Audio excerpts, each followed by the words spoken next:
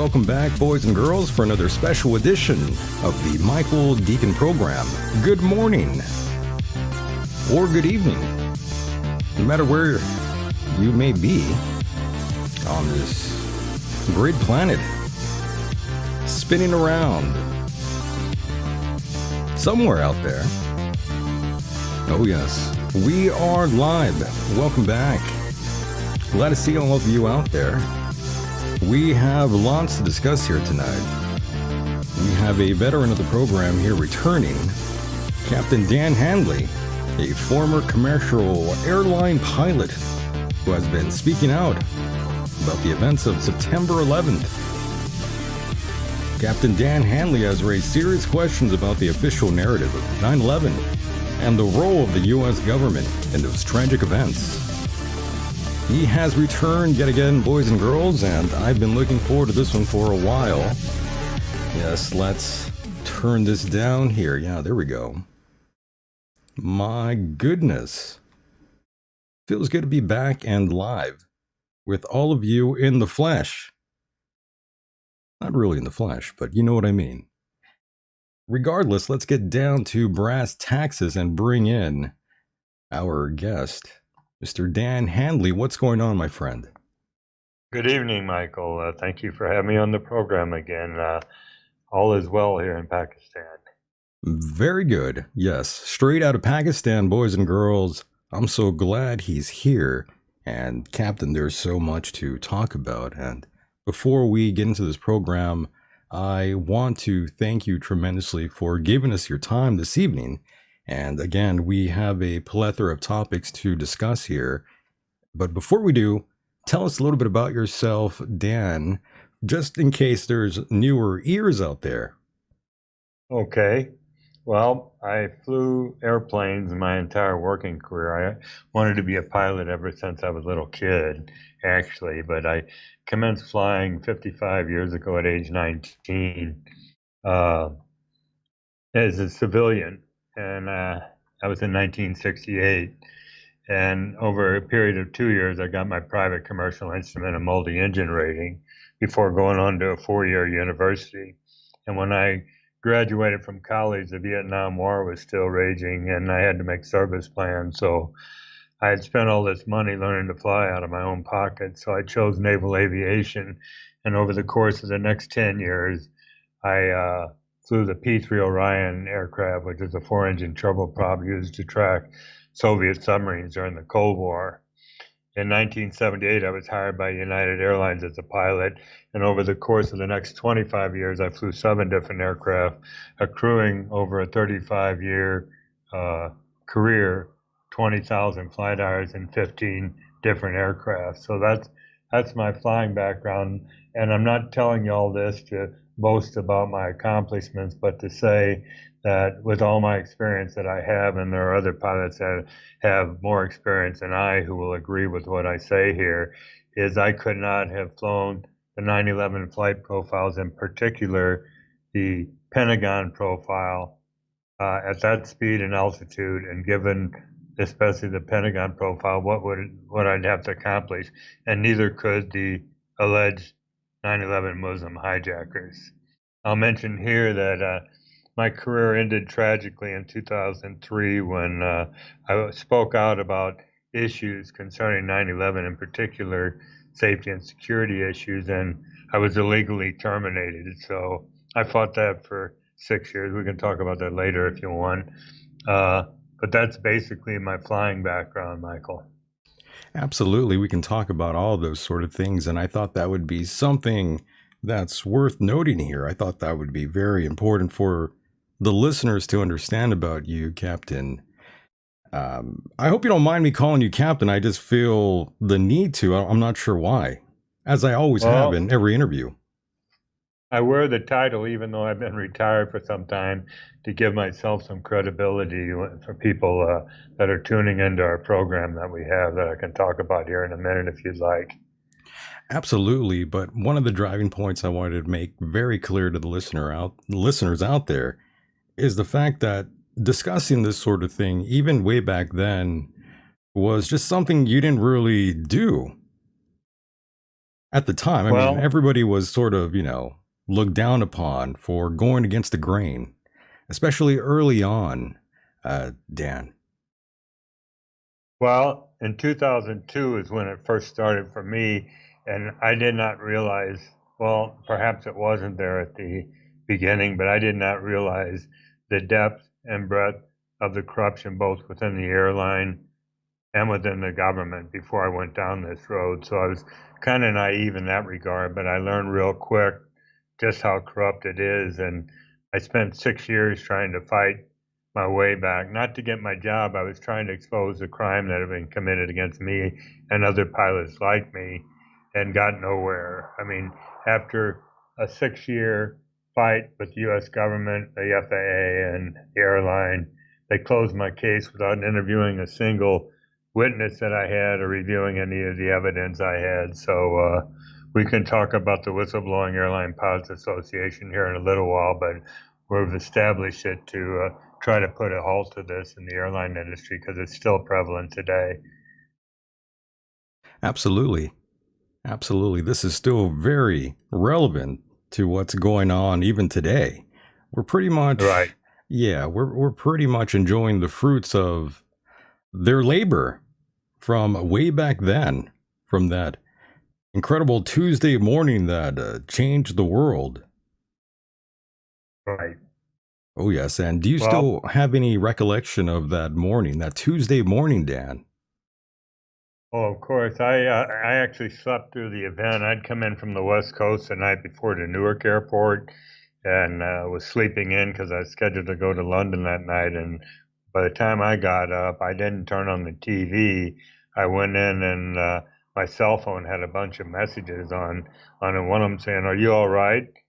And my ex-wife, my wife at the time, left two messages saying, "God, Dan, it's so horrible." She's crying, and I'm thinking my kids had died or something had happened to my two kids. Right. Yeah. And she's saying, "Call me, call me." So I couldn't get an outside line either on the cell phone or the room phone. So I finally did.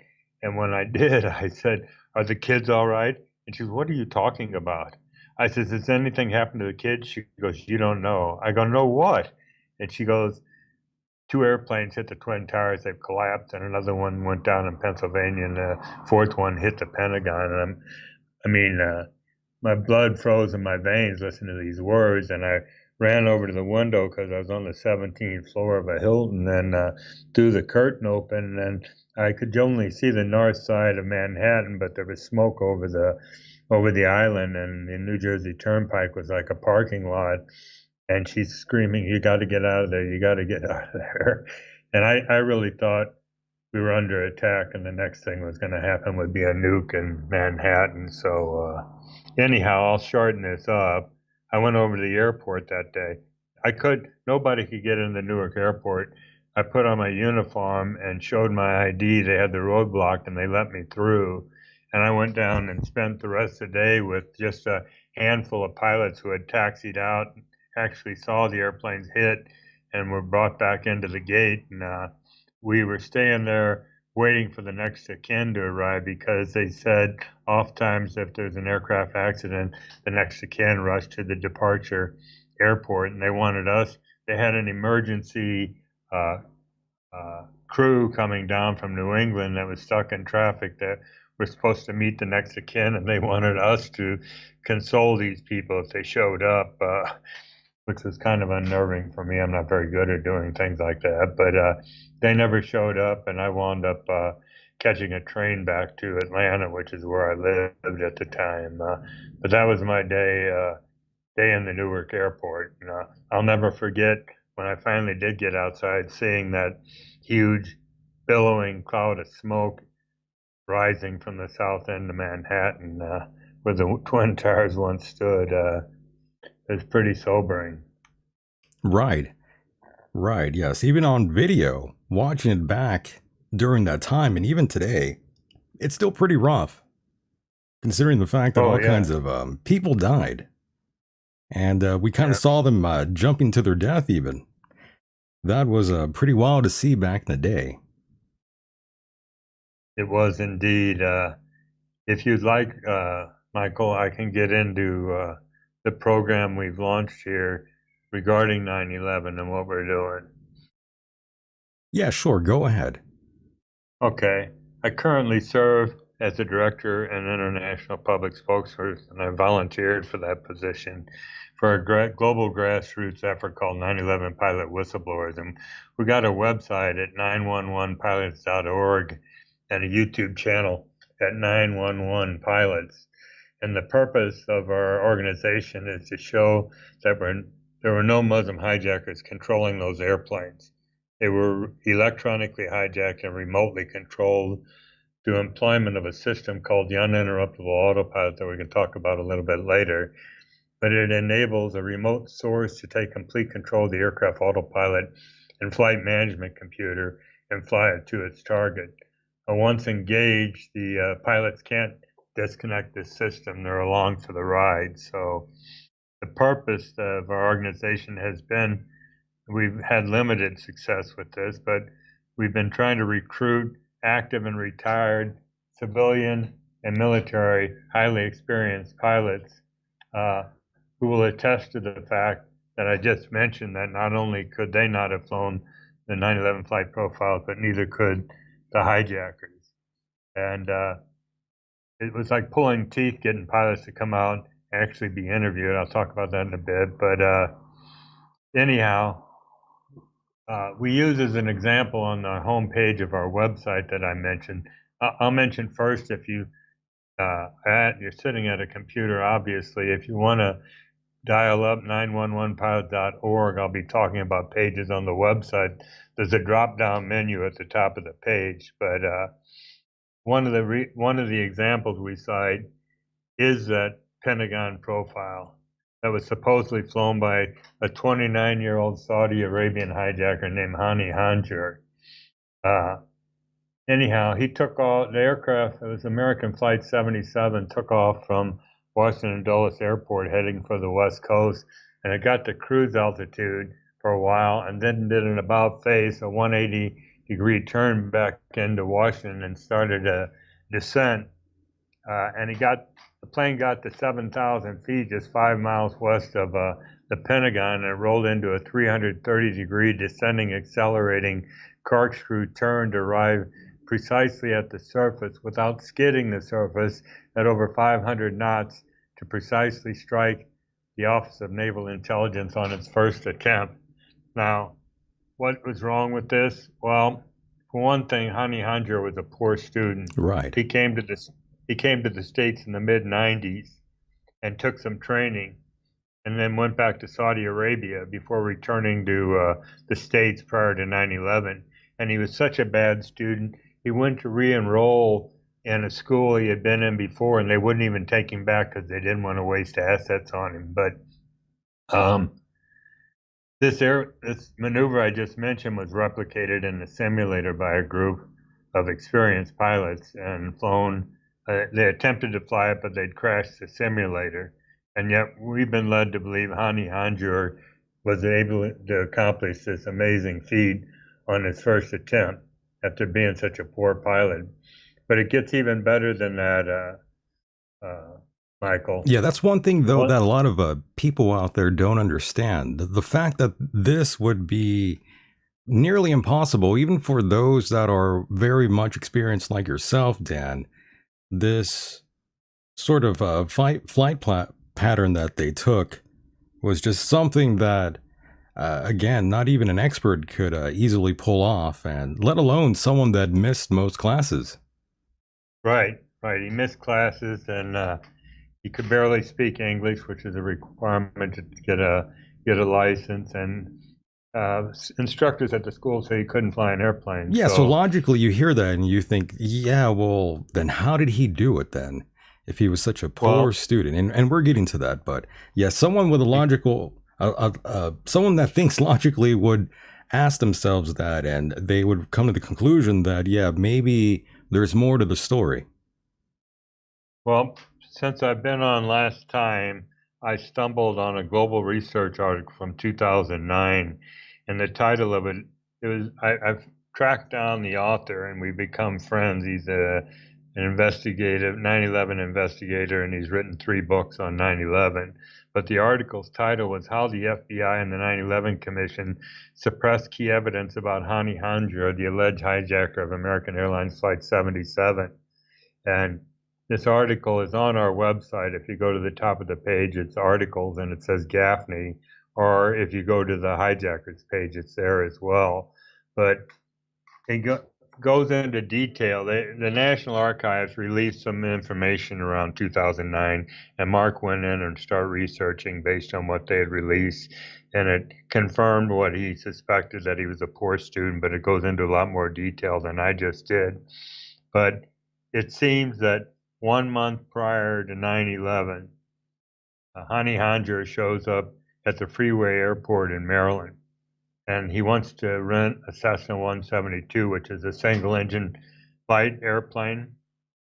And he went up with 2 instructors, Sherry Baxter and Ben Connor, who between them flew 3 flights. These weren't training flights, they were evaluation flights to determine whether or not they'd rent him an airplane. And they both went to Marcel Bernard, the chief flight instructor at the airport, and said, this guy can't fly an airplane, don't rent it to him, which he didn't. Now, I tracked down Marcel Bernard last year, and I called him and left voicemail twice before I finally got a hold of him. And I had left on the voicemail, I left our website, so he had a chance to see who I was and what we were doing, such that when I called him, I said, Marcel, he goes, who is this?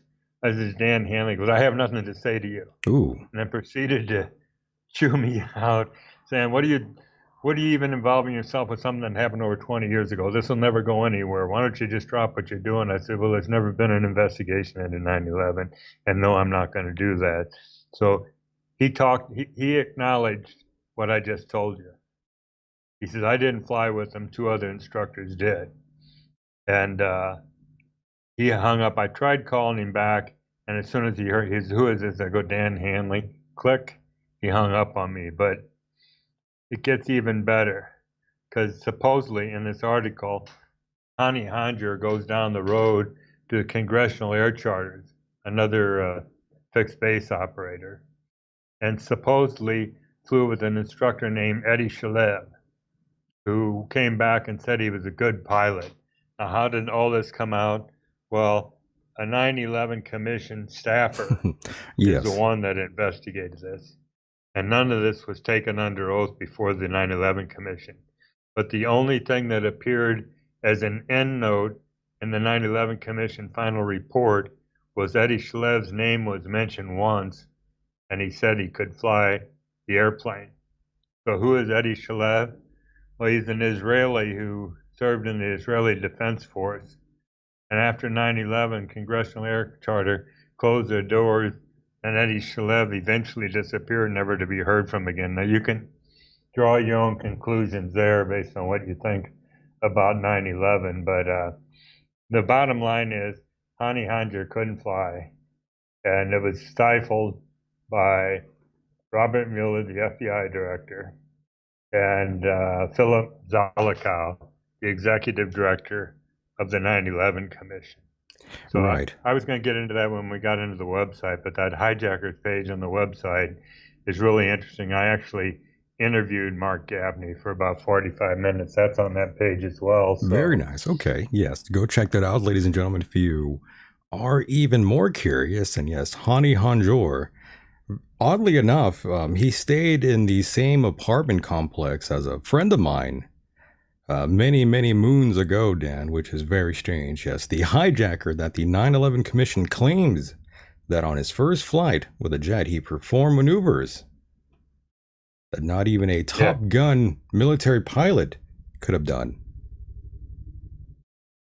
Pretty wild. Right. Yes, Exactly. it's very, very strange. Very strange. But yes, we're led to believe that this guy that was going to flight school, quote unquote flight school, training in a Cessna. Yes, he was able to maneuver this giant plane. Yeah, it sounds like bullshit, Dan. It is. And the evidence that we presented, I'll talk about letters that have been written, but the evidence we presented to the government caused them to clam up on us, especially when we presented them with that evidence. And I don't need Marcel Bernard's testimony before a commission because I can say I talked to the man direct, and what he told me was what is on our website. So anyhow, I was at a dinner party last week, and a young Muslim man came up to me because he overheard me talking to another man that was asking me about 9/11, and says, "It's been over 22 years. What are you doing still looking at this?" And I said, "So are you a Muslim?" He goes, "Yes." I said, "Has your religion and Muslims been trampled for over 20 years for a crime that Muslims did not commit?" He goes, "Well, yeah." I go, "Well, there's never been a criminal investigation, and it's the greatest crime ever committed on American soil. The 9/11 Commission was not." And actually, I'll mention that about the 9/11 Commission since I brought it up, because most people don't realize that that wasn't an investigation, and it would not have even occurred had it not been for the next of kin demanding the Bush administration for over a year to initiate an investigation into it. It didn't commence until November 2002. And I interviewed last year or the year before an author from Vancouver who's written a book. It's on Barnes and Noble, and the title of the book was Unanswered Questions: What the Families Asked and the 9/11 Commission Ignored. And during this interview, Ray told me that the next of kin had a whole series of questions they wanted answered, and the 9/11 Commission ignored 70% of them, and of the 30% that they did look at, they only answered 10% of them adequately. So after this commission met, the two co-chairmen, Tom Keene and Lee Hamilton, wrote a book that didn't get any publicity at all because it bashed the 9/11 Commission. It's called Without Precedent: The Inside Story of the 9/11 Commission. And they say in this book that it was set up to fail, it was underfunded and time constrained, and was really a joke when you think about it. And Philip Zelikow, the guy I mentioned before, the executive director of the 9/11 Commission, he had the final report outlined before the commission even began their work. And finally, one other thing I want to mention, and I think this is important, that not one single pilot, airline, military, or whatever, was permitted to testify before the 9/11 Commission as to the absurd assertion that these pilots flew those aircraft. And you wonder why? Because most of them would have laughed when they were asked the question. It's a ridiculous question to ask because these guys were not qualified on those airplanes, and they'd never flown a jet aircraft at that speed and altitude before in their life. And as a result of all this, all these sort of things you've been outspoken about, the FAA grounded you permanently. You say it was an illegal retirement by them, Dan. Yes, it was. I'll get into it only if anyone listening will not accuse me of being mentally unstable when I tell this story, because I've done different podcasts and I look at the remarks afterwards and they say, "I'm glad he's not flying aircraft anymore." But what happened to me is called a hostile work environment for psychiatric evaluation. And it's been used for decades in the airline industry to silence dissident pilots that are speaking out. And it's very unsafe because not only does it stifle anyone from speaking out about safety or security or other issues impacting flight safety, but it sends a chilling signal out to other would-be whistleblowers: keep your head down or you'll lose it. You'll get your head blown off. So what happened to me was I was flying with crews that knew flight attendants and pilots that died because I was flying on a Newark, on a JFK. Yeah. And they were very afraid. And they asked, we were made a bunch of promises after 9/11, like they reinforced the cockpit door, but they said we're going to have cameras in the back of the aircraft. We're going to have federal air marshals. We're going to have secondary barrier protection. A whole list of things. We even went up. I even went up to New York and went to taser training because they said they were going to arm us with tasers, which they never did. Anyhow, they were asking me to go say something about this, even though I had serious doubts about the whole 9/11 story. I didn't mention it to them at the time, Well, but yeah, I that's the did. thing, Dan. That's what I want to know. What exactly was it that you said to who? Yeah, I want to know who stooged you off, Dan, essentially. Okay. I went into our chief pilot and to our union rep, and I was real senior, and so were these guys. So I knew them personally. I'd known them for years, and said, "Hey, we were made promises, and they're not being kept. And these flight attendants feel like they're sitting ducks back there, and they want me to come out and say something." And I was being told things like, "Keep your head down. These guys are nasty. If you take it to the next level, you're going to get hurt," and things like that. Well, I knew I wasn't doing anything wrong, so I started submitting captain reports, and because I had a few other incidents and flight safety, not flight safety, captain reports and letters and emails to the company and the union both, and they were ignoring me. And I was told by a management pilot, the airline thinks you're a big mouth, loose cannon whistleblower, and they want you to go away. So I was going to write a letter to the CEO of United saying, "Hey, my safety and security reports are being stonewalled, and I believe it's a result of United being in bankruptcy and having the union on the ropes where they're not representing me." And I called my union boss in New York and said, "I'm going to send a letter." And he goes, "Don't do it. Send it to me, and I'll forward it to the union lawyers in Chicago," which he did. And about a week later, I was sitting in the middle of the food court at the JFK airport when my phone rings, and it was the chief lawyer for the union and the grievance committee chairman. They had me on speakerphone. And I said, "Did you read my letter?" And he goes, "Yes." I said, "Did it violate the FAA regulations, company policy, or the union code of ethics?" They said, "No." I said, "Do you agree with the content?" They go, "Yes." I said, "Well, what are your recommendations? You're my legal rep at the union." He goes, "Don't send the letter in." I said, "I thought you just said you agreed with me." Mm. And the grievance committee chairman said, "Go ahead and send that letter in if you never want to fly another United Airlines airplane again in your life." I Damn. said, "Why? What are they going to do to me?" Yeah. And he said, "They'll find a way to professionally, medically, or psychologically ground you for life. We've seen it happen before. Don't do it." So that's when I thought, I'm not going to send the letter in. I decided to implicate the FAA. That's where I was pretty naive, thinking that I would get You the would go support. around. Yeah, you thought you could go around. Right. I was going to Ah. bring them in by filing what they're called a flight safety awareness report, and which I did. I filed several of them, and it encapsulated what was written in the one letter that I'd written. I just wrote a series of reports and submitted them electronically and was immediately taken out of schedule without just cause because I was following Federal Aviation Administration regulation, doing what I was doing. And I was told the union told me, I asked them, "How far are you going to follow me in?" They said, "Not very far." So when I got a call from my flight office in JFK, they said, "You're coming in to talk to us." I said, "I can't come in without my lawyer because the union's not representing me, and I've gone way out on a limb here, and they wouldn't allow it because we're at an impasse then."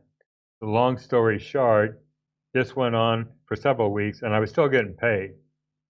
I was just taken out of schedule. And finally, my chief pilot calls me and said, "Dan, my hands are tied, but I ran into the chief flight surgeon out in Denver, and he asked, 'Is Hanley one of yours?' And I said, 'Yeah.' And he said, 'Put the son of a bitch on sick list.' He says, and I said to him, 'But wait a minute, he hasn't seen a flight surgeon.' He goes, 'Do what I'm told. You're told this came from up on top.' So he says, 'I'm sorry, Dan, you're on sick list.' So I said, 'Well, now this is punitive. I haven't done anything wrong.' Well, during this time frame, I was calling both the company and union, trying to resolve this because we were at an impasse, and I got nowhere. and I was going to run out of sick list where I meant I was going to go non-pay. So I called up my chief pilot again and go, Bob, I'm being punished. I'm going to go non-pay. I got overhead expenses like anyone else. And then he said, I knew this was coming. And let me back up. Wow. Because I knew they were going to try to ground me on psychological grounds, I sought the advice of mental health professionals in Atlanta, where I lived at the time. I said, here's where I am with the company. Here's what they're going to try to do. I want you to run psych evals. I'll come in for consultation, et cetera, just to prove I'm mentally stable, which we did together. So when I was told by my chief pilot, look, Dan, submit to the Employee Assistance Program. It guarantees your pay will come in. It's endorsed by the union, the company, and the FAA. All you have to do is go up to Chicago, meet with the flight surgeon, and that'll be the end of it. So I said, okay. So he flew me to Chicago first class. I went over and saw his flight surgeon. And one of the first questions he asked me is, have you seen a mental health professional? I said, well, as a matter of fact, yes, I have. Would you like to talk to him? And I pulled out my cell phone and called my shrink in Atlanta and said, here, this is Doc McGuffin. So he got on the phone. In the meantime, two pilots showed up from the union and I talked to them and told them what was going on. And my intent at that point in time was to go over and see the psychiatrist and then go to the FAA field office and file an FAA whistleblower report. But it didn't get that far. I went over, these two pilots drove me over to where I thought I was going to see a doctor in his office. It was to a mental health facility, Alexian Brothers Behavioral Health Hospital. And I said, wait a minute, what? I thought, well, maybe she's got an office, or he or she's got an office inside. We went in, it was a Catholic facility. I checked into the front desk. They took me to a room with these two pilots, and a Catholic nun comes in who wasn't a psychiatrist, but a psychologist. And here I spent about an hour trying to explain to this woman who has no knowledge of aviation what I was doing in her office. And I saw I was getting nowhere. Well, by the time we got done talking, it was late. It was like 7 o'clock at night, and I was exhausted because I'd been up since 4. And she goes, look, you've got to see a psychiatrist. A company wants you to see a psychiatrist, and we can make arrangements for you to spend one night here and see her the first thing in the morning. You'll be on your way. Big mistake.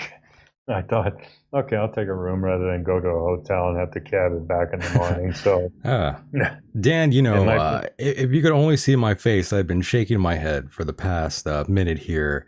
I can't believe they did that to you, Dan. That is infuriating. Well, they did, and I'll cut to the chase.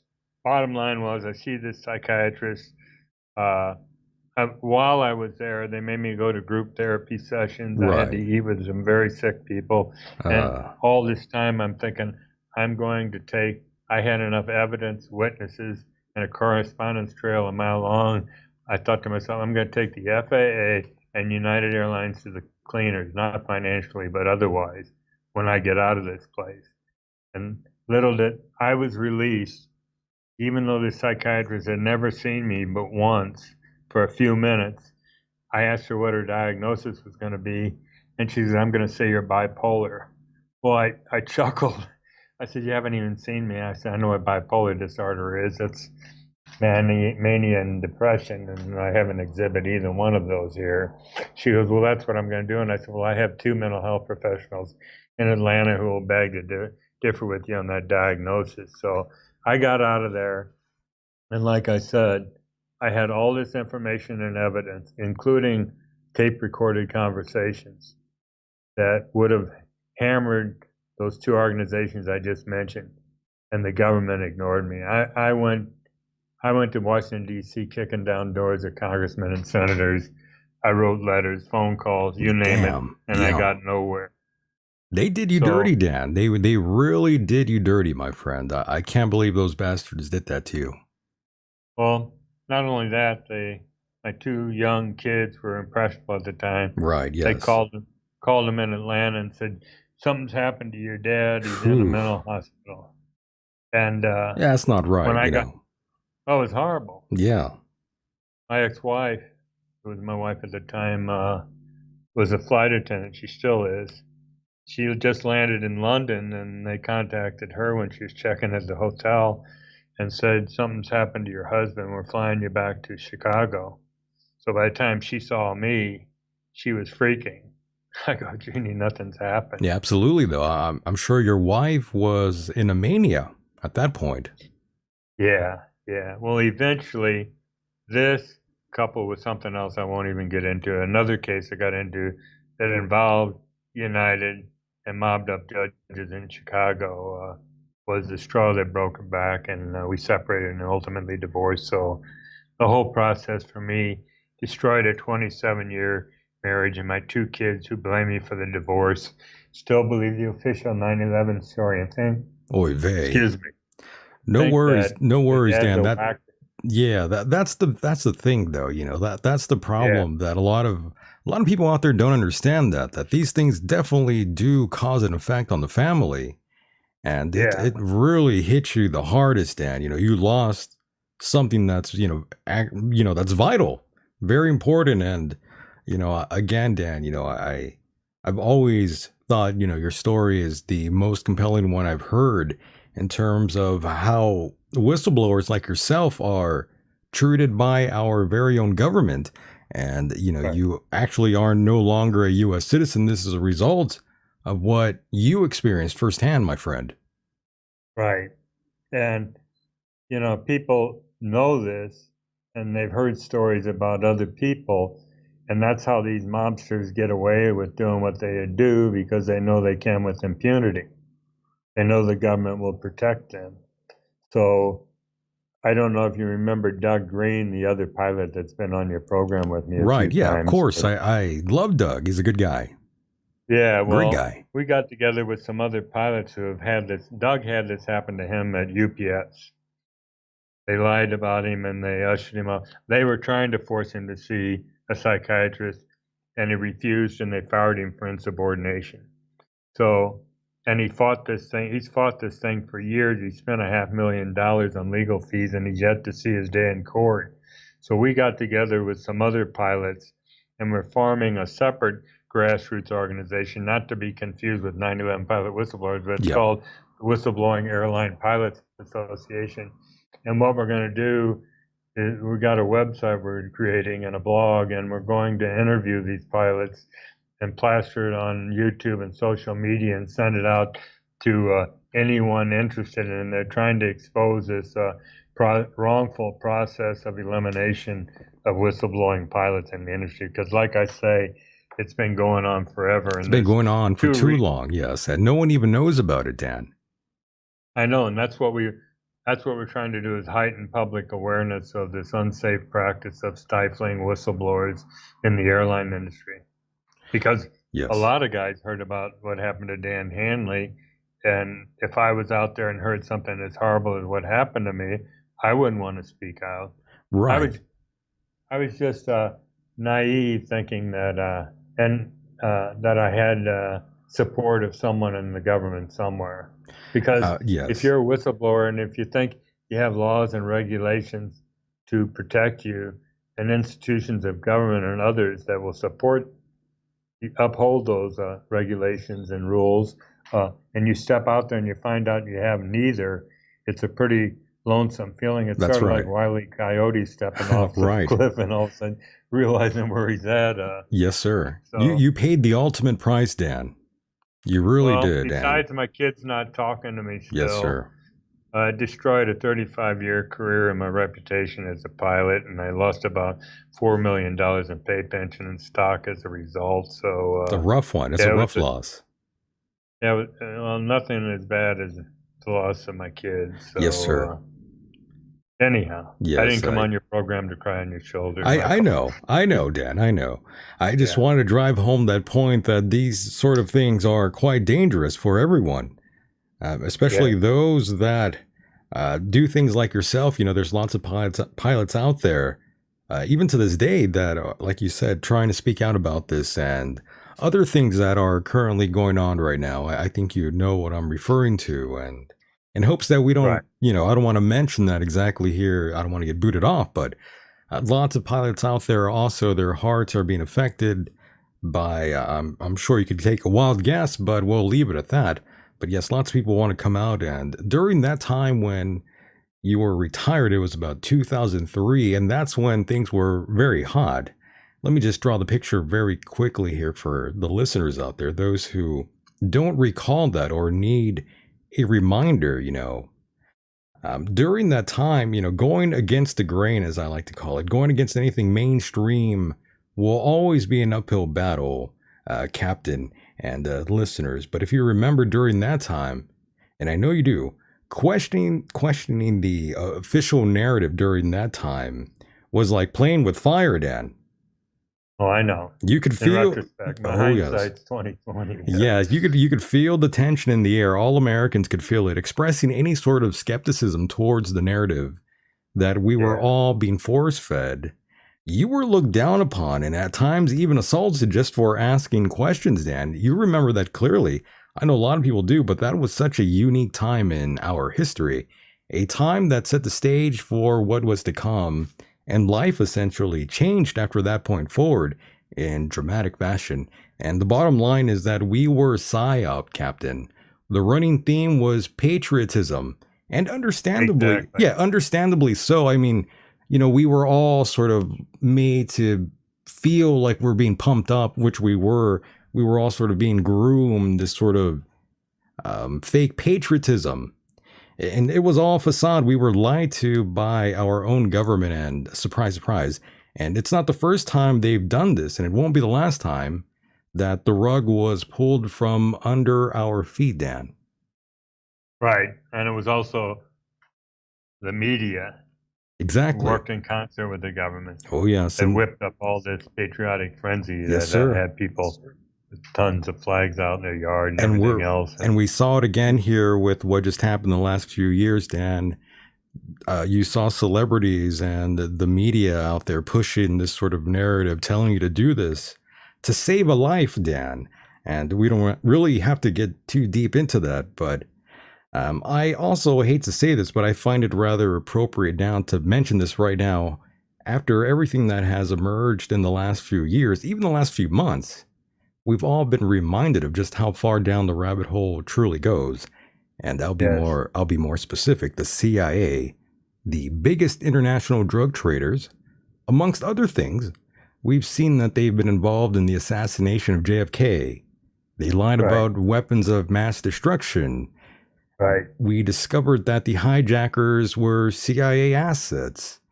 And we've kind of already had known all of these things, but these sort of things have resurfaced yet again, thanks to documents. And let me just further say this, meaning these hijackers were CIA assets. Got to paint the picture even further here. They weren't exactly on the payroll, but they were on board with the assignment, is what I'm saying. And Right. what does this mean, some of you might ask? It means government agencies know well in advance what's going on, and at times are fully involved.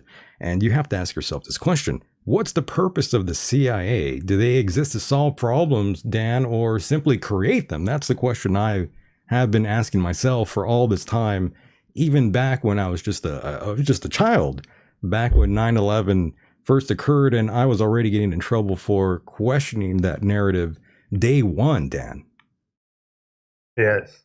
Well, I believe the CIA is there to augment or carry out the U.S. deep state agenda.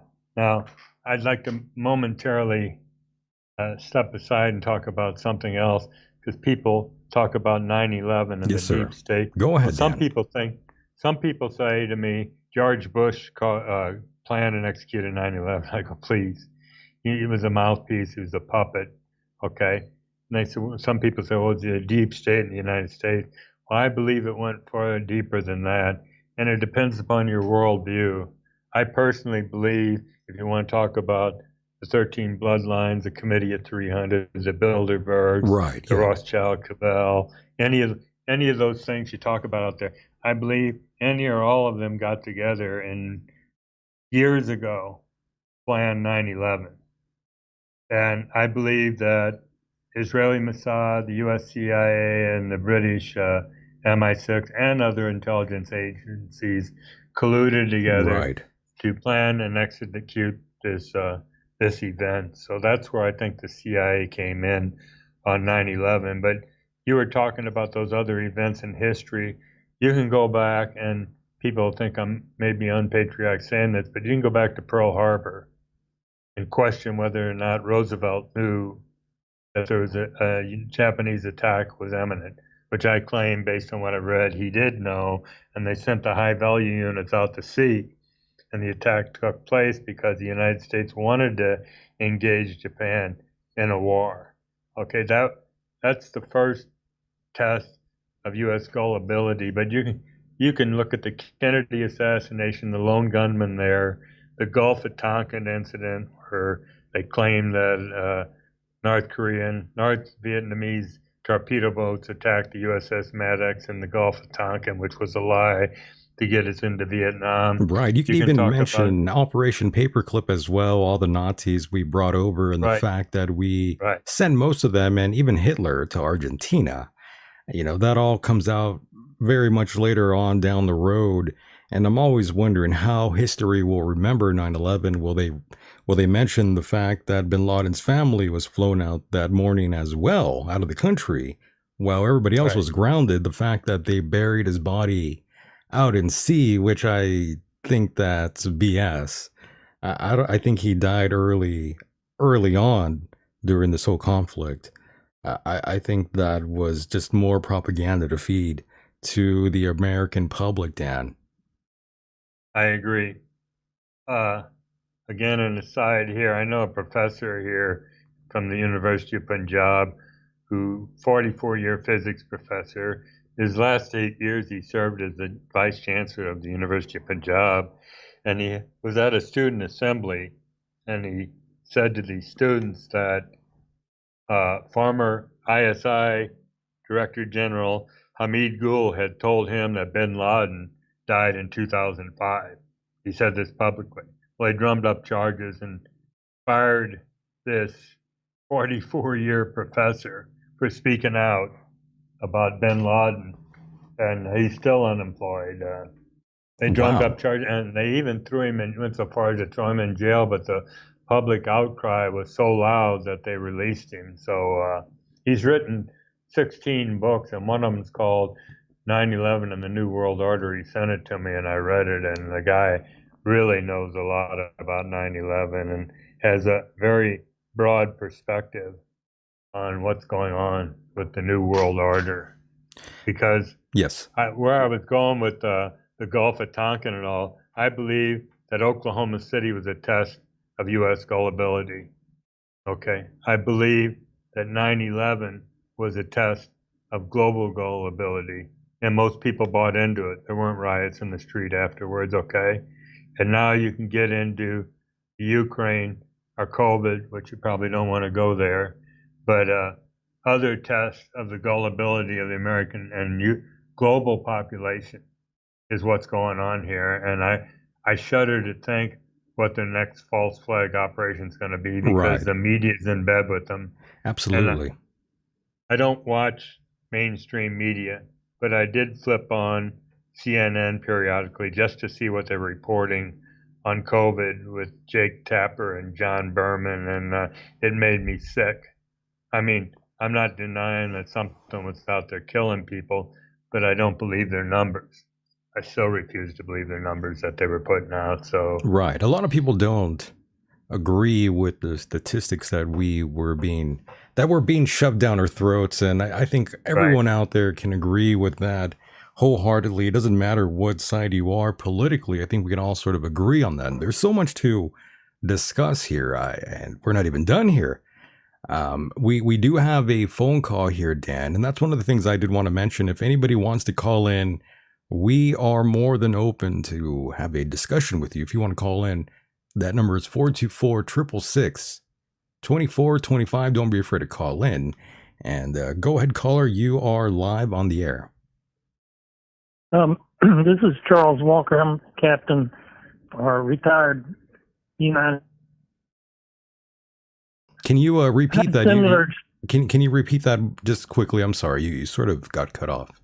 Yes, I said I'm retired captain, United Express also, and had similar situation with the union and everything, and they Oh, no. told me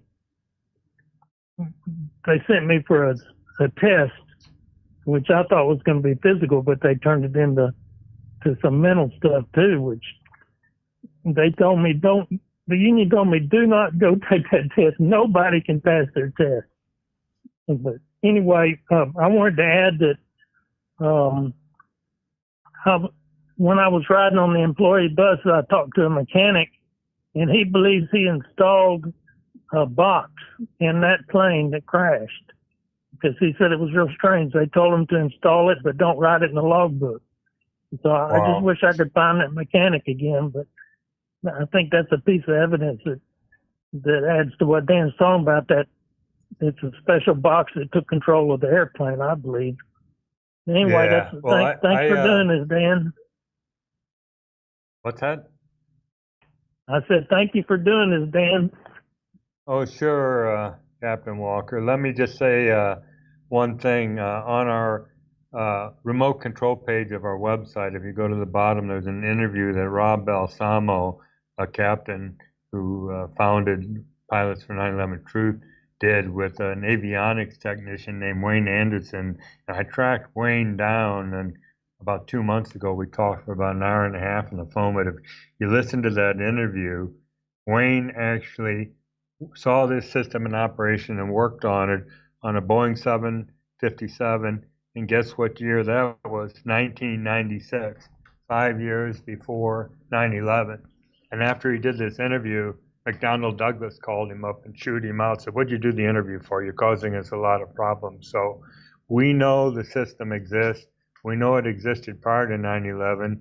If you Google uninterruptible autopilot, you'll get a Wikipedia article that says Boeing patented this system in 2006 after 9/11. Well, that's true. We got the patent. We know that.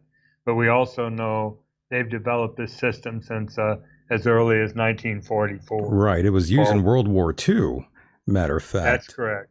Yes, and it gets pretty deep, ladies and gentlemen. And caller, I don't want you to hang up just yet, but you are definitely on board with what we've been discussing here tonight about, in reference to like the hijackers, for instance, Hani Hanjour and the rest. Sir, it's impossible that if people have ever flown an airplane, how hard it is to fly visually. Even though it was a clear day, it's still, especially at high altitude, you can't really tell where you are. And to be able to, I mean, it'd have been much easier for just to follow the river and hit the Pentagon. I agree. No, they didn't hit. Yes. That would have went right in Dick Cheney's office if they'd have done that. That would have been good. But no, they had to hit the good people that were doing the audit on the lost money. Right. Hani Hanjour was the Michael Jordan of aviation. Pretty wild. Yeah, exactly. Pretty wild stuff there. Dan, sorry, go ahead. I didn't mean to cut you off there. No, I was just going to say 3 direct hits on 3 buildings. Had any one of them not been accomplished, it wouldn't be mission accomplished. They wouldn't have been successful in doing what they did.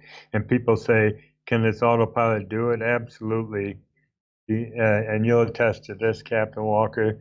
The navigation systems on today's modern commercial jet aircraft is derived from cruise missile technology, and it's extremely accurate. This is evidence, even though you have a radio signal, it's evident on an auto land of an aircraft where the weather's below a certain visibility. Pilots are required to auto land the airplane, and the airplane touches down in the touchdown zone and tracks down the center line of the runway until the pilot disconnects the autopilot. And I'll mention one other thing. Had only the Twin Towers been hit that day, they would have been forced to call it a terrorist act. But since Hani Hanjour's airplane supposedly struck the Pentagon, they said it was an act of war and declared war on Al-Qaeda in Afghanistan and used it as an excuse to go in there with their unjustified and illegal invasion. And Dan, let me just ask you and the caller here, what struck the Pentagon in your opinion? Well, let me just say that if I can go, 9/11. Go ahead. Go ahead, caller. Yes, if you want to answer that one first, be more than be my guest. Yeah, well, I just think it's another piece of evidence is that Atlas that crashed here at Anahuac in Houston's Amazon Prime 767, and that thing, it reached a similar speed, but it was just totally uncontrollable. They tried to recover. I don't know if you might want to look into that, Dan. About I forget the number. Okay. I thought it was suicide, but now they're saying that it was just they couldn't get control back because it got up to like 500 knots. I didn't think could fly 500 knots at that altitude, but evidently that one did. But it crashed. They couldn't control it. Well, that's all. Michael, you were talking about what hit it. Yes, sir. The big argument is was it a missile or was it American 77 or was there an aircraft swap? Right, there was an eyewitness on the ground there, and his story changed dramatically. I'm forgetting the gentleman's name, but go ahead, Dan. Well, 9/11 Pilot Whistleblowers doesn't claim any of those things. All we're saying is Honey Hadger couldn't have flown it, and the uninterruptible autopilot could. Now, the argument for a cruise missile was the hole was too small, there was no debris, there were no body parts, etc. Okay, but I hope David Chandler, who's a physicist from Denver, calls in because he emailed me and said he wanted to talk, because he showed me compelling evidence that American 77 was in fact there. And I would like him to address that side of it, because I spent about an hour one night on share screen on Skype with him and one of his cohorts, and they showed me all the evidence they had from cockpit flight recorder data that they recovered, and it was pretty believable. But the fact of the matter is, I see these arguments all the time on social media about which one it was, whether it was a missile or an airplane, and I said, where are you going to go with your information? Because the FBI won't release the camera tapes from 80 cameras around. Yeah, that's the thing. Building. Right, that's the thing. A lot of cameras were confiscated, so we can't really see the footage ourselves. And, again, logically, you would say, okay, why? Are we children? We can't see the footage.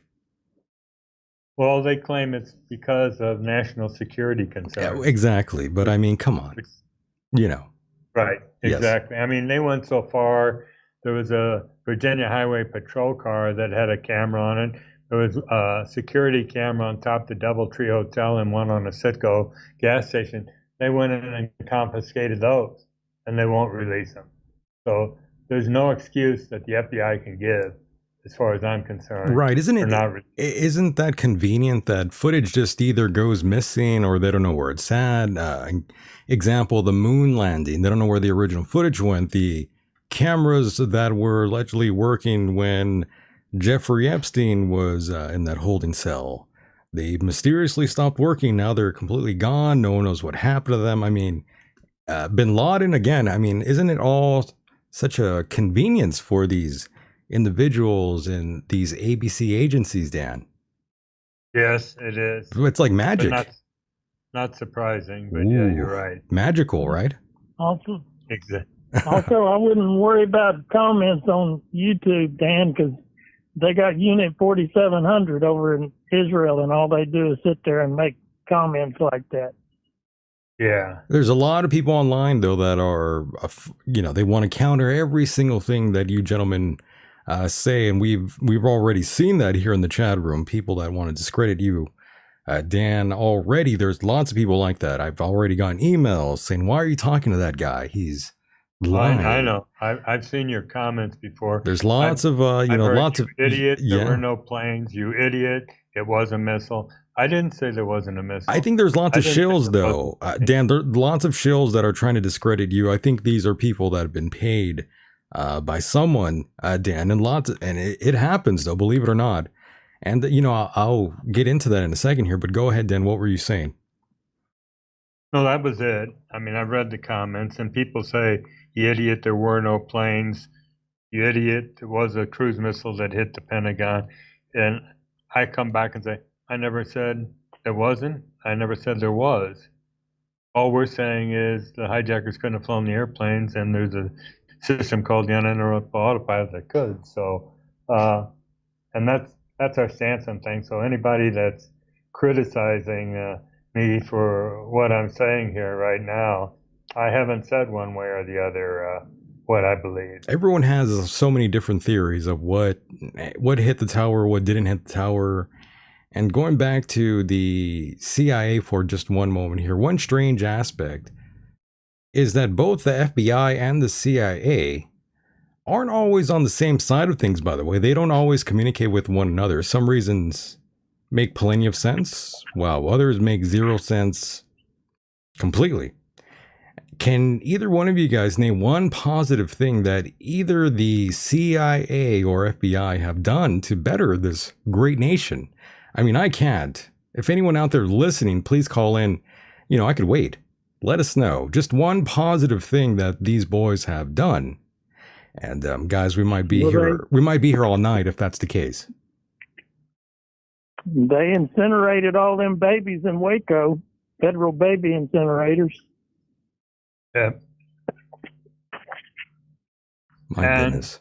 They blame Terry Nichols and McVeigh for Oklahoma City. My goodness. Well, caller, I do want to thank you for being a part of the program. We will let you go here and take another call. Thank you so much, thank you so much for calling in. We love that. Yes, call in whenever you want, my friend. Thank you for listening. And there he goes. We did have someone else calling in here. I think that might have been the person that you wanted to talk to. I'm not quite sure. But let's see if we could call them back. This is the only show that we'll call you back if you called into this program. We have your number and we will definitely call you back if you called in. I think not too many shows do that sort of thing. Caller, go ahead, turn off your listening device. By the way, you are live on the air. Go ahead. Thank you for the program, and thanks to Mr. Hanley. I just wanted to bring up a Wikipedia page, and you don't have to believe Wikipedia. There's links, external links that support this. If you type in controlled impact demonstration, it will take you to Dan's mentioned this before. I just want to highlight it. It will take you to a history of, in 1984, of experiments that were done in the desert, 14 flights listed right here on the Wikipedia page, of a remote control aircraft that flew 69 approaches and if that was done in 1984, imagine how much better the tech is that Dan is describing here. Right. And Dan, I want to compliment one page called Monahan, who talks about some of this. And I think that if more Americans knew this, they would be even more interested. Right. That's why I do podcasts, try to get people to go to 911pods.org, because I work with a group of people and we put this thing together over a period of 4 years. And we believe that if you read the whole website, and it isn't a difficult read, and you watch the videos, you'll walk away completely convinced that the hijackers couldn't have flown the airplane, and you'll be knowledgeable about this uninterruptible autopilot system where, at the end of the remote control page, we say, you be the judge. Was it the hijackers or the uninterruptible autopilot? So we're not saying there's conclusively. There's an excellent section here under articles and Monahan. And if I could make a suggestion for a future program about that, this dovetails with the incredible Wikipedia article that will prove to any skeptic beyond a shadow of a doubt that in 1984 the technology existed to make 69 approaches, which is astounding, really. So anybody that doesn't believe the first part of this, they simply need to get educated. And again, thank you both for spending the time on this very important topic. No worries. Yes, it's a very important topic that I don't want people to sort of forget about. We are sort of in that generation that is laced with apathy and barbiturates, unfortunately, and people just seem to forget about everything. So yes, caller, thank you so much though for being a part of the program and calling in and letting your voice be heard. Don't be a stranger. Call in again and be a part of the program. Thank you. I will, and I'll subscribe and spread the word. Thank you. You got it. Yeah, share the show. Much love to you, my friend. There he goes. And yes, lots of folks calling in here, and we need to call this person here. They left a voicemail here. Let's call this person back here. This might be the person you were looking for, Dan. Hopefully it was. And yes, ring, ring. Hopefully they answer their phone here. Yes, caller. There you are. Caller, go ahead. You are live on the air now. Oh, it's good to see this subject back on the front burner. This getting away with something this atrocious for 21 years is just it's outrageous. It's horrifying. It really is. Yeah. I just luckily I met Captain Dan Hanley a couple of years ago, and we had already been pretty much on the same page for a while. Yeah. But I like relating to people on 9/11. I was in a sports bar in New Zealand. Oh my! And nice. Flat screen TVs were new. They're up on the wall behind the bartender, and we're watching the plane hit the building again and again and again. An hour later, one comes straight down, not over with impact, just straight down. And the bar was full of people hushing, goshing. Oh my God, they're in shock. 15 minutes later, the other one does the same thing. Straight, not over with impact, straight down.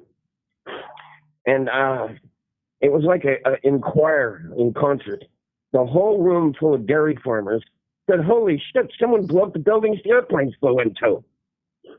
Now, this is extremely embarrassing because I lived in New Zealand a long time, and these people are not too bright. They spray weed killer and they pull cow tits, and they didn't fall for this. And, 7 hours later when Building 7 comes straight down again, it just gets really infuriating. And I have my own fellow veterans at the VA clinic hack on me and threaten me and everything because I'm like, excuse me. Oh, yeah. We don't build wimpy skyscrapers. We build world-class engineering marvel. And it got to the point they put a sign up on the door, no discussing 9/11 at this clinic. Absolutely. I would imagine that would be like a sort of red flag for anyone, especially if they serve time. And again, I got to remind everyone that these were like hostile times. You couldn't say anything disparaging, anything against the official narrative that was being pumped into our eyes constantly, day and night. We were psyoped in such a crazy way. We were all traumatized, and a lot of people seem to forget about that. We were definitely psyop big time, and it happened again just a few years ago. But we won't go into that. I don't want to get booted off. But you all know what I'm talking about. We've all experienced it firsthand. I mean, absolutely. Time is. I mean, all these sort of things. History just keeps repeating, unfortunately. And look at all the problems that we're facing right now. These aren't problems that just happened yesteryear. These are things that have been happening forever. Yeah, and this incident's part of a plan that was in the works for 20, 30 years. A long time. Who was it? Arnon Minson had made the movie The Medusa Touch. And that's the prime example. It's like they give, what do you call that, predictive programming? Predictive programming, yes. Make a movie, put this idea in these idiots' head, and sure enough, they pulled it off. They made it happen. And here's the thing, though. A lot of people out there are finally coming to that realization that this narrative that we were force-fed was all BS.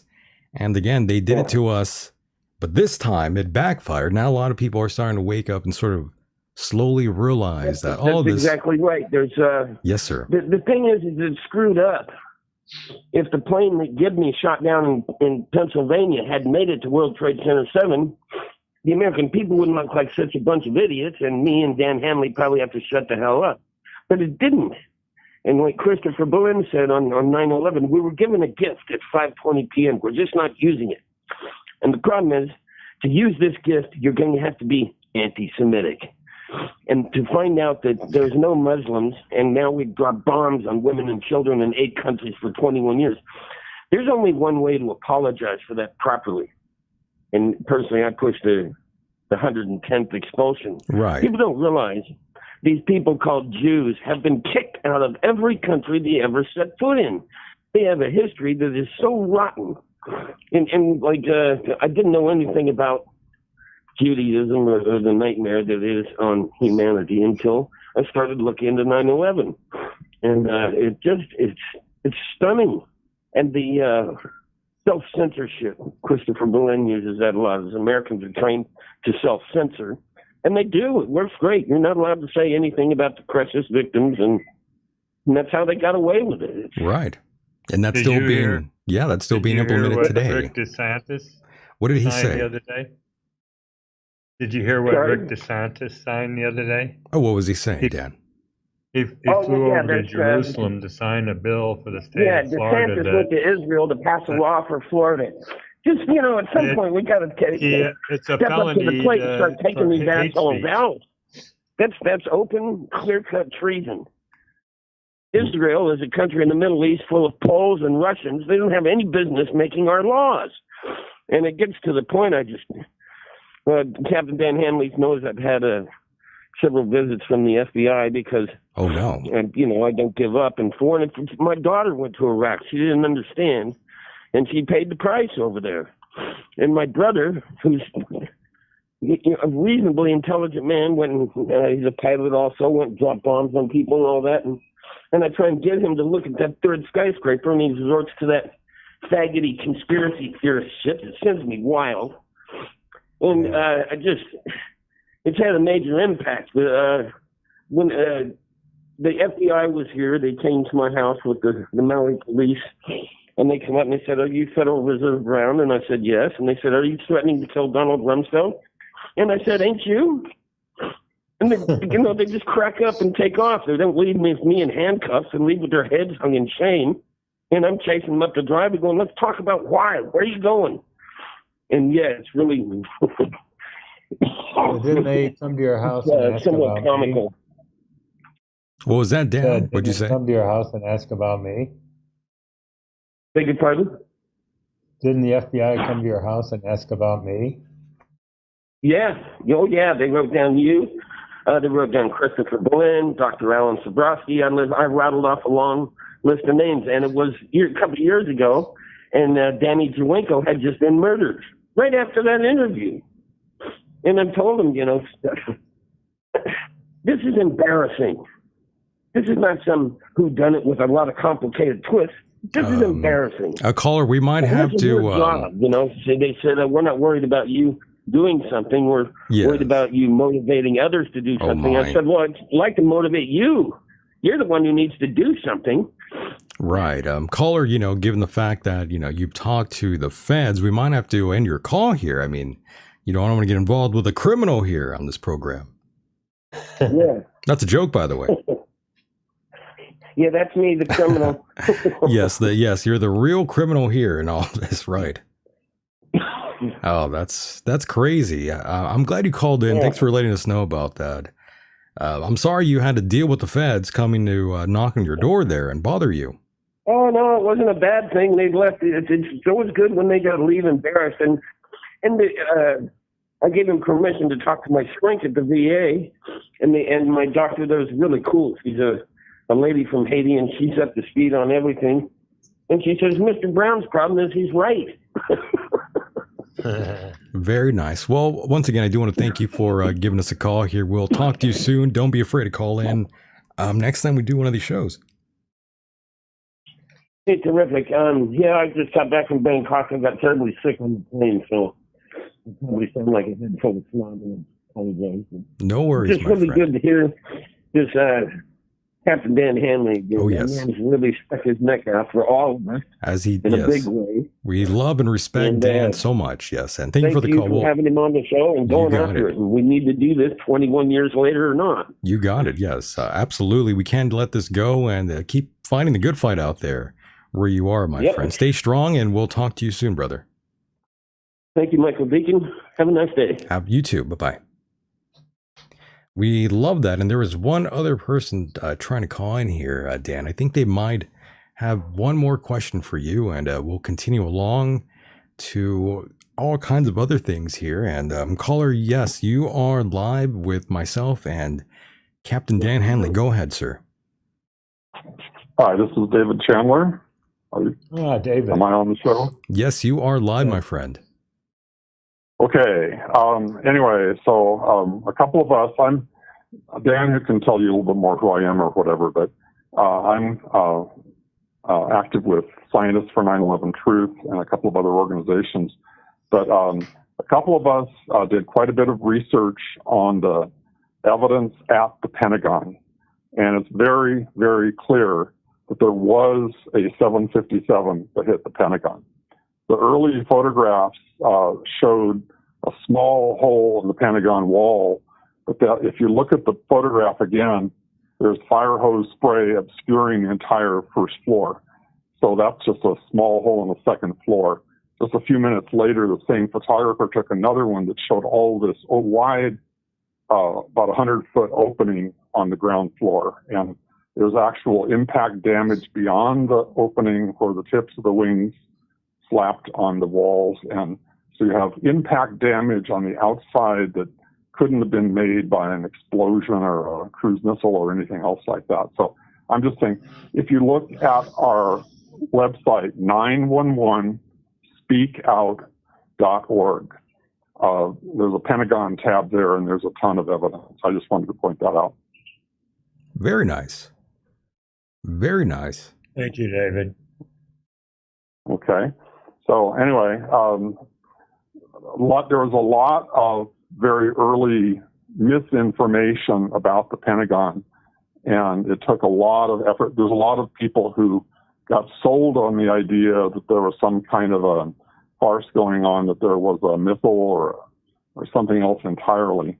But once you actually uncover it all, there's a tremendous amount, and I can't, there's a ton of stuff. If you go there, you can wander through it yourself. We have a whole series of videos that show different aspects. A lot of people are going to basically what it was. Right. A lot of people are going to argue with you about that. They say for sure it was a missile. Some say no, it was a plane. But yes, there's no evidence whatsoever of a missile. The missile could not have done the kind of damage that's actually visible there. And we have photographs of all of the first floor damage. You can piece them together like a mosaic, and you can see the extent of the damage. The other thing is, go ahead. Go ahead. There's actually, there was 2 video cameras that did record the plane as it was crossing the lawn. And you can actually see the plane itself if you use a special blinking technique. So that's demonstrated there as well. So if you want to see the plane crossing the lawn, it's there. The plane took out a notch in the top of a tree as it crossed the highway before it came down to the lawn. So there's quite a bit of evidence. Oh, by the way, the right wingtip knocked a rung off of a camera pole right by the freeway. Right. You see the scar, and the rung is missing. And the left wingtip grazed but did not break the second light pole. So it's bent and knocked over but not broken. So what you have there literally is a wingtip to wingtip measurement, which exactly matches the wingspan of a 757. And there's 2 other scars that I discussed in the evidence there that correspond to the path of the right and left engines. And those 2 scars are exactly the right spacing to have been a 757. So there's very, very solid evidence of a 757. Okay? And David, anyway, what about... It's all there to peruse at your leisure.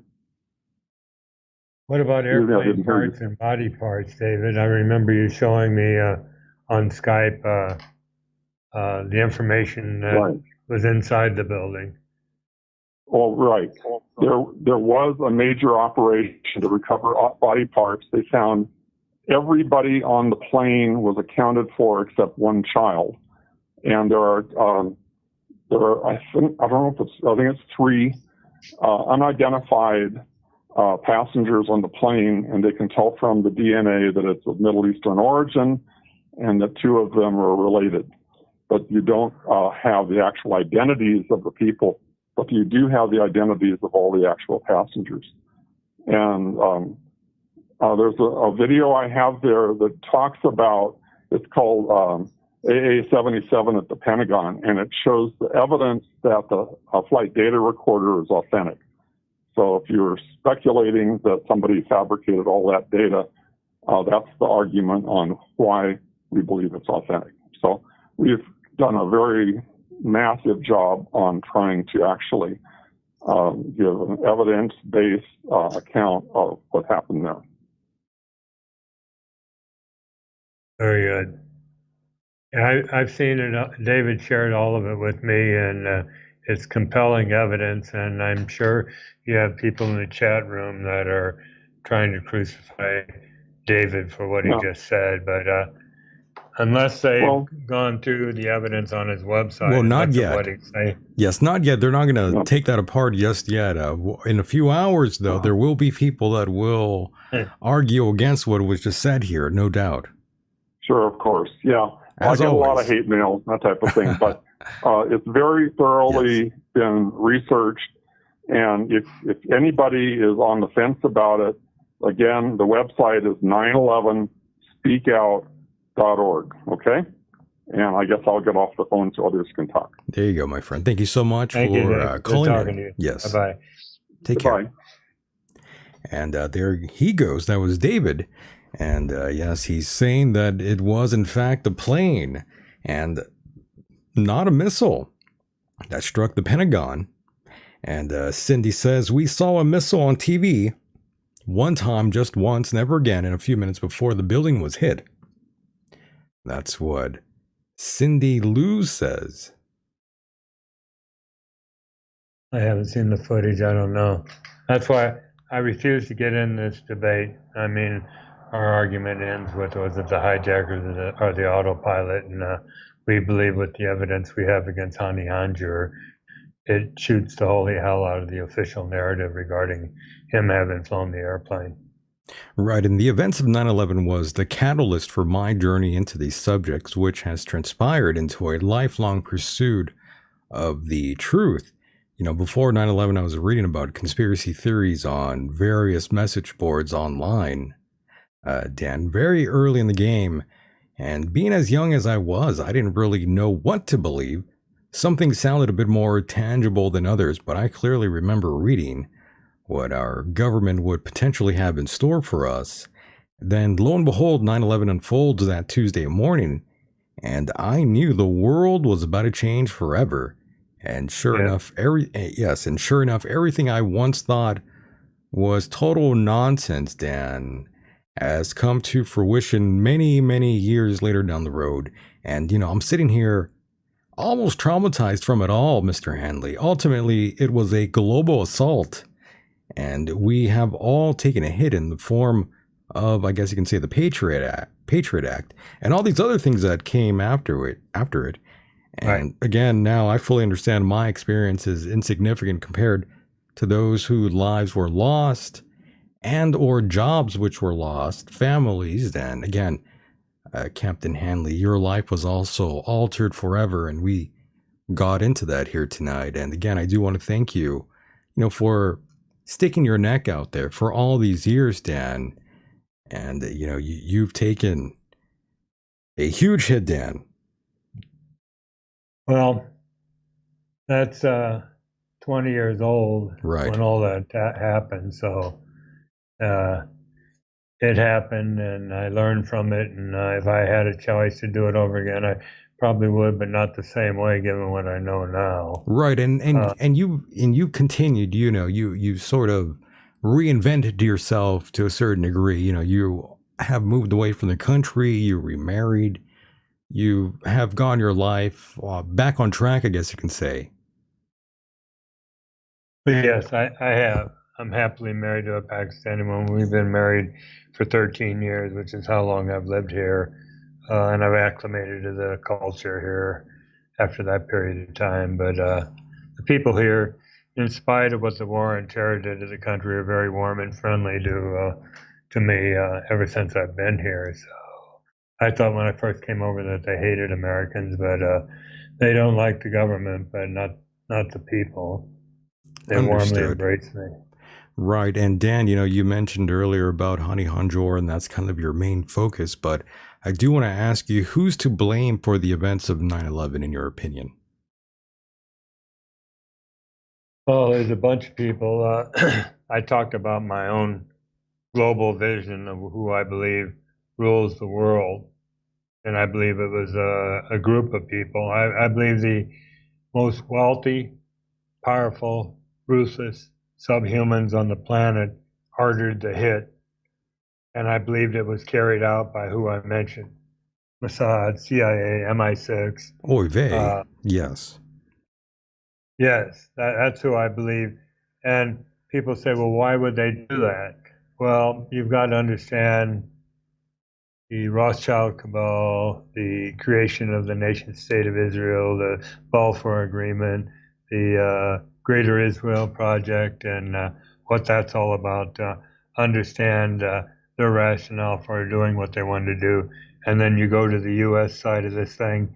Someone reaped the benefit of a $6.2 trillion expenditure that occurred since 9/11. And I claim it was a military-industrial complex, and I believe they were salivating after 9/11 for the money they were going to reap with the wars that followed. And lots of money was made that morning, by the way. Yeah, that morning, yes. Lots of money, even beforehand, lots of money was made. In terms of insider trading that also occurred.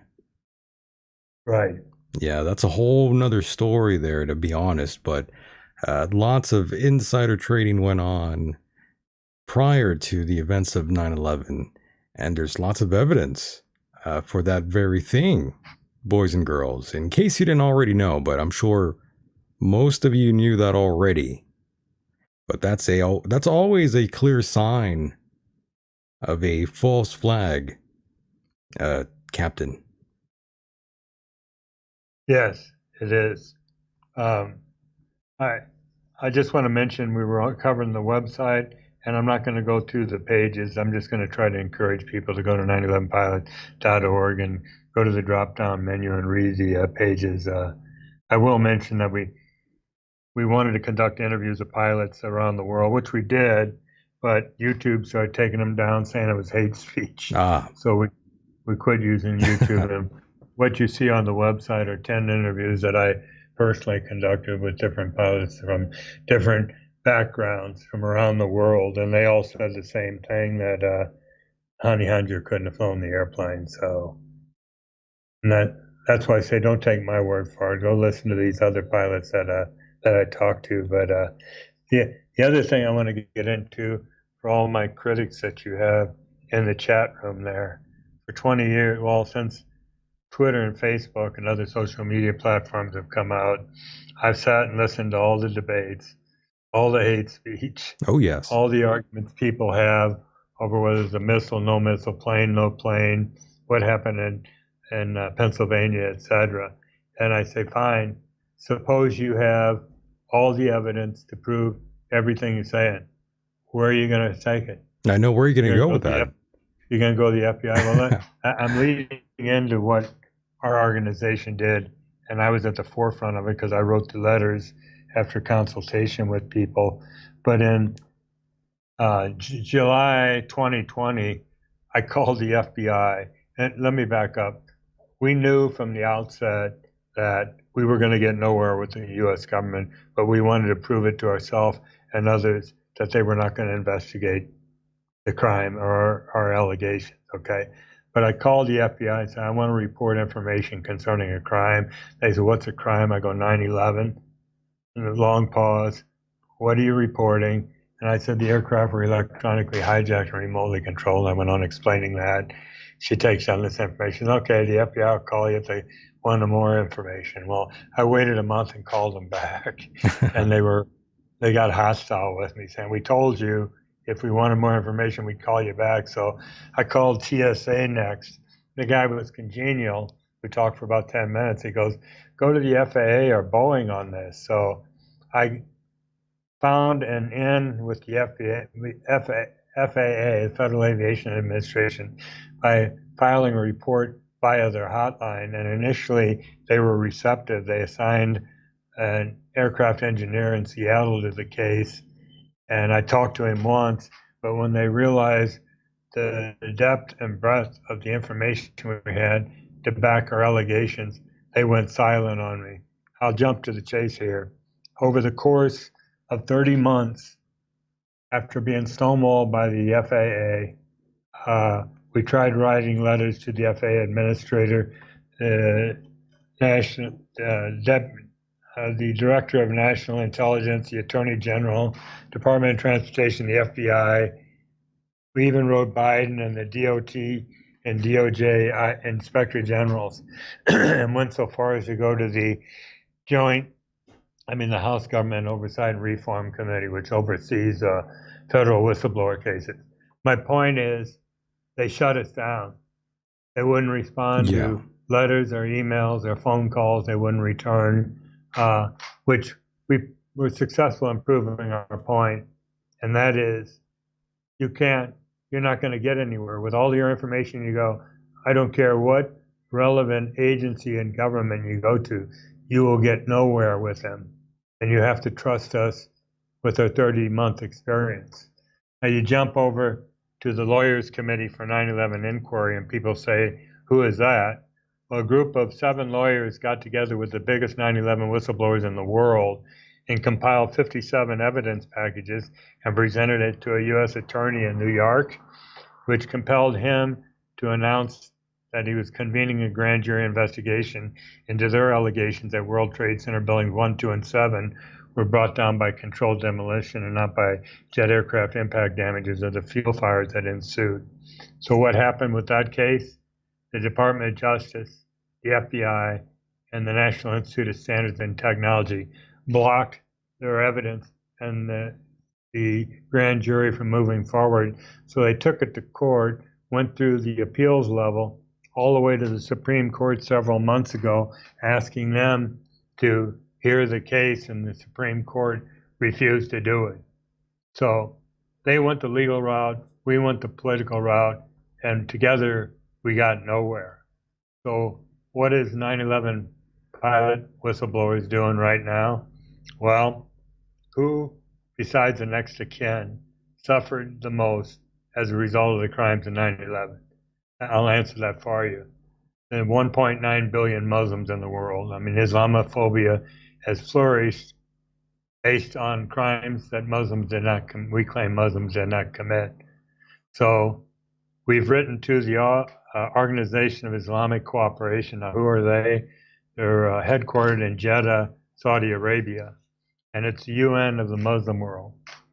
And the representatives there are from 57 Muslim nations, and it's the ministers of foreign affairs at each country that serve as representatives of their country at this organization.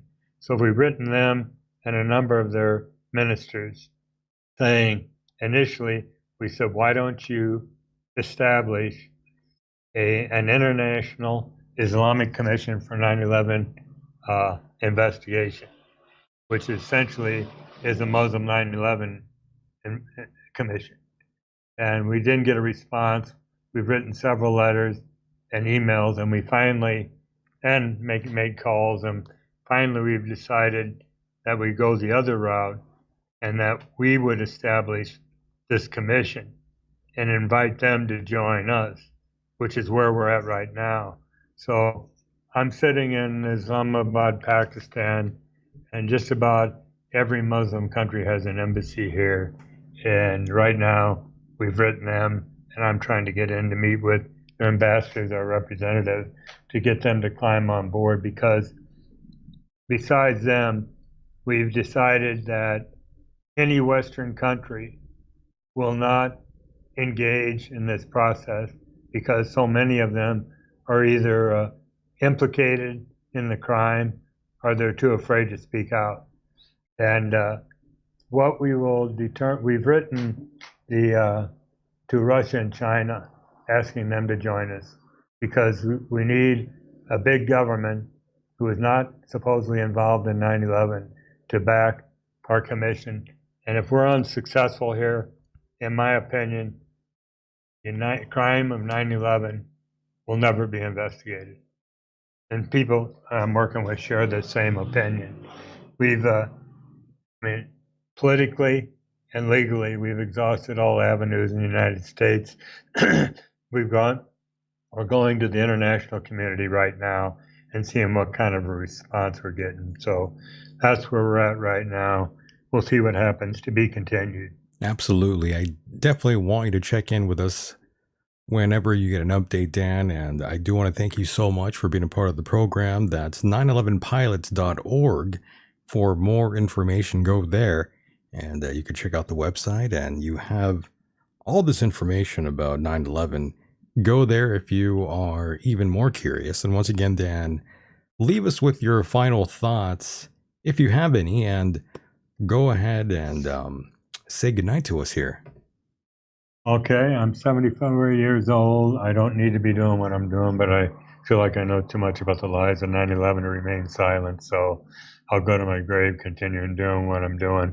And I hope everyone else out there does the same thing, because these mobsters have gotten away with this crime so far. And people say the Kennedy assassination still is sitting out there. And I say we're in the information age. We're exchanging information at the speed of light. I'm optimistic that in my lifetime still we will expose this crime. So I'll mention one other thing, Michael. I'm on Twitter at Dan Hanley, at Dan Hanley 4, and on Facebook at Captain Dan Hanley, if anyone wants to join me there. I'm very vocal about all this stuff. Very nice. Mike, yes, sir. Thank you again for having me on the program. I appreciate it. Absolutely, my friend. Anytime. We will do this again on the other side. Dan, and once again, thank you so much for being here. We will talk again soon, my friend.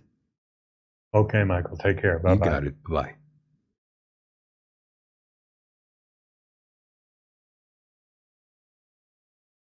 And there you have it, boys and girls. That was Captain Dan Hanley.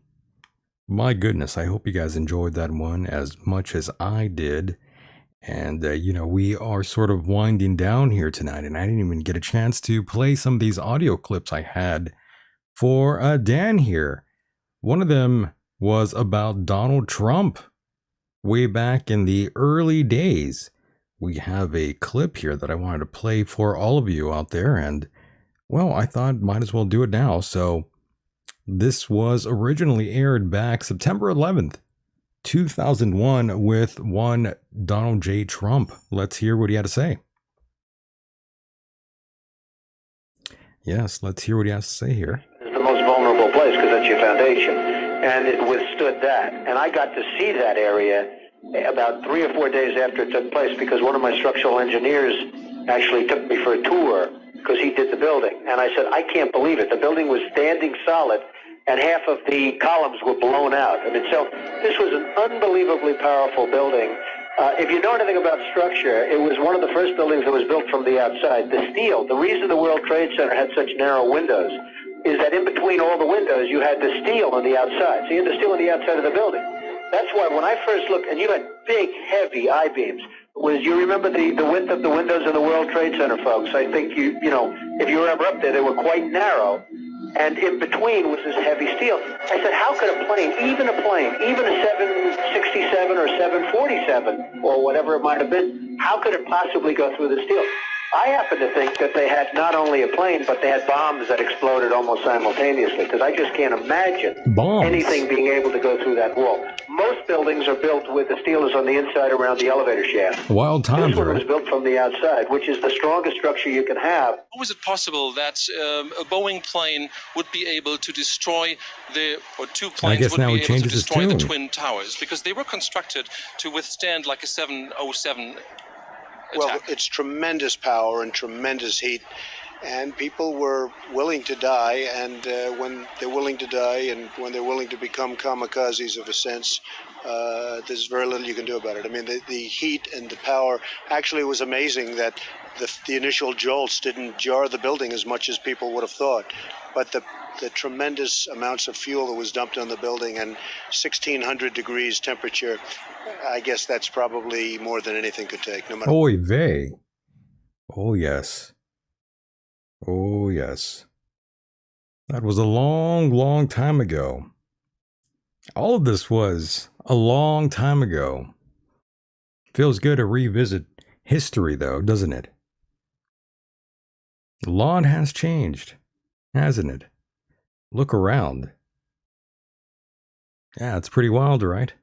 Who knows what's going to happen next? And my God, boys and girls, we have essentially ran out of time here tonight. And my God, I hope you guys enjoyed that one as much as I did. Good Lord, I do want to thank all of you out there for pressing play here tonight. This was a great one. I do want to thank Dan, and I do want to thank all of you out there for calling in and letting your voices be heard. Never stay silent, boys and girls. Always speak out about these things that have been going on forever. Once again, boys and girls, this concludes tonight's broadcast. My name is Michael Decon, and I wish you well, no matter where you are on this island Earth. And with that said, the world is a mysterious place, and life itself is a mystery. Until next time, good night.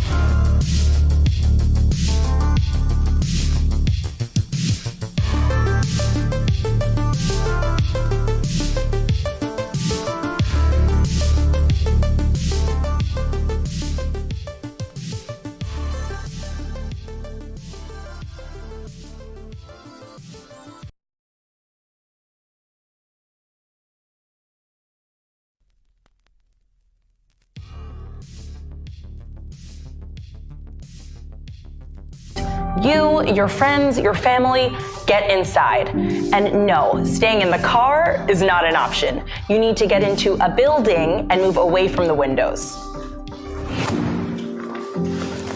Step 2, stay inside. Shut all doors and windows. Have a basement? Head there. If you don't have one, get as far into the middle of the building as possible. If you were outside after the blast, get clean immediately. Remove and bag all outer clothing to keep radioactive dust or ash away from your body. Step 3, stay tuned. Follow media for more information. Don't forget to sign up for Notify NYC for official alerts and updates. And don't go outside until officials say it's safe. All right, you've got this.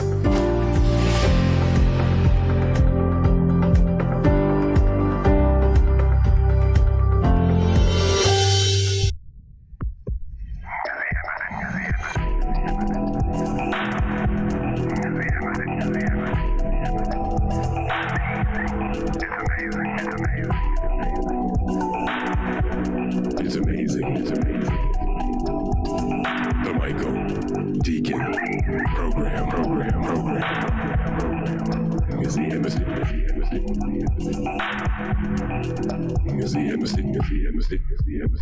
Embassy.